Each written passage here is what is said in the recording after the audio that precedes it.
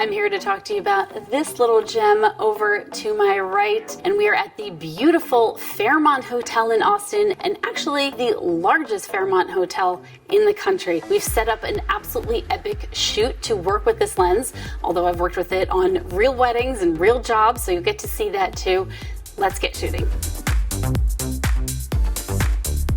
First, let me tell you a little bit about this lens. Of course, I was honored that Canon asked me to do the official launch video for this lens, so you can check that out on their YouTube channel. But for me, I want to tell you what I think about this lens. Will it go in my camera bag, or will it be one that I pass by? So this is the 35mm 1.4 L lens. You see that red? That means it's an L series lens, the highest quality that they make for photographers. It is a new motor, a VCM motor. It's not image stabilized, so even though you hear, don't worry, if you hear that, it's not broken.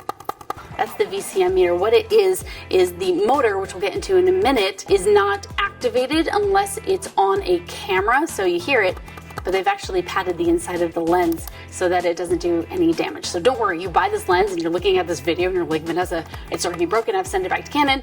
No, you don't worry, it's fine. What makes this lens so interesting is it's their second hybrid photo video lens. So the first one really was the RF24 to 105 f2.8. Now that lens, 100% for videographers, but if you recall, I said I was not going to put that lens in my arsenal because I really prefer the RF28 to 70 f2, even though it's not image stabilized. And you know what? Neither is this lens. Another perk of this lens is that it is about a half a pound lighter than the EF version, the EF35. Now, I always like when I have a little bit lighter of a setup, but you know what? It's a 35mm. Am I gonna just love my 28 to 70 more? I'm not sure. We'll find out. Let's go shoot.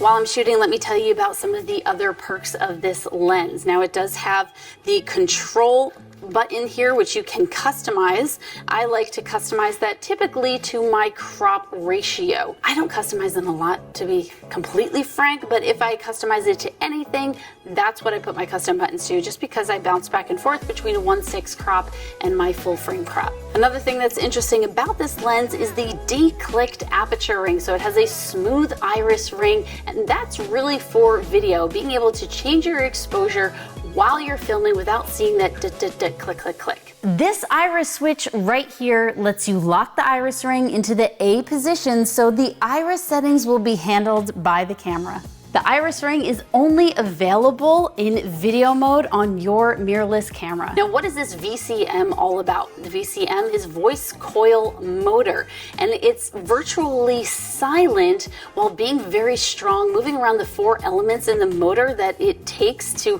make this baby sing. You're going to have very little focus breathing for videographers. I know you're gonna love that one. And from what I was told and what I'm experimenting with, I can shoot all the way at f1.4 without worrying about it, especially if I'm paired with the awesome autofocus technology that the Canon mirrorless cameras have. It has a 67mm filter thread, of course, your auto and manual focus. The second video heavy feature is the removable gel or filter holder in the back of the lens. It's so tiny that you might not even notice it in the box unless you knew it was in there. It's a great spot for ND filters, gel filters, anything creative or practical that you want to do can go right there, and you can remove it at any time. It's very easy to use. Just click on, snap, and start shooting. For me, this lens is a lot of fun to shoot with, but I have to say I love the flexibility of my favorite lens, the RF28 to 70 f2. I get to have a really nice shallow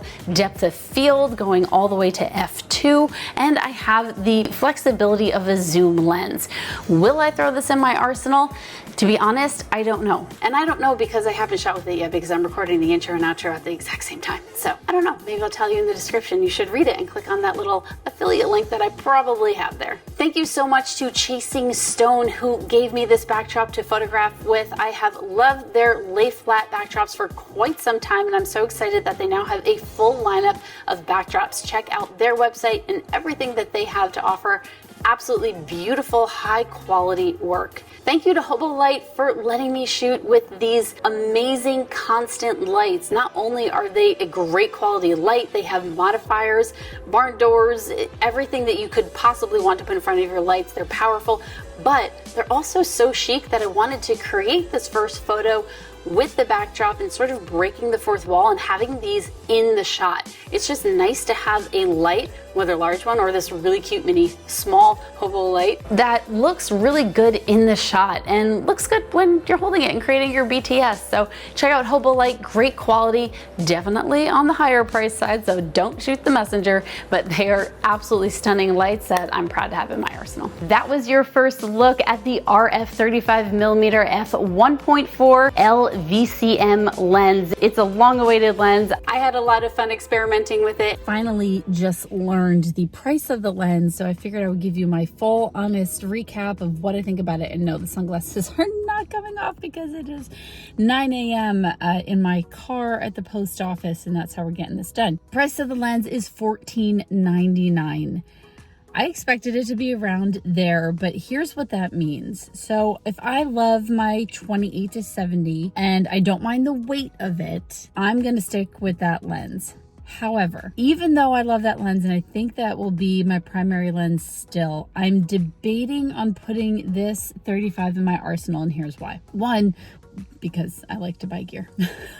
Secondly, it's so light and so easy to use, and then, you know, gives me a little bit more at 1.4. If you are a person that loves primes and you love the 35mm focal length, this is easily for you. And then your kit would probably be like the RF35 1.4 and the RF50 1.2 or 1.8. So those two primes, like, that might be your jam. But when you add those two together, you're already at that RF 28-70 f2. So you kind of just have to think about how you personally like to shoot. Ever since that RF 28-70 came out, it does not leave my camera because I only have to bring one lens, but it is heavier. And then truthfully, by the end of a party reception, for example, I don't want to carry that thing around. It's heavy, man. The 35 would potentially go in my kit so that at the end of the night, or, you know, for all like the dancing photos, that's like a perfect lens, and it's lighter and it's easier for me. Portrait wise, because those are shorter shoots, I think I would still end up using my 28-70. So to me, for my personal needs, what I would use it for, I think I would actually buy it for my reception. I think I'm going to, but it has to be like up to you. If you love that 28-70 and then you're good with it like all day long because, you know, you hit the gym, then great. If you don't have any of these lenses and you're already a prime shooter and you love that, then you know what? Grab this lens and then grab that RF50, and then that range, you're totally set. So that's what I think. Off to a doctor's appointment. Let me know what you think.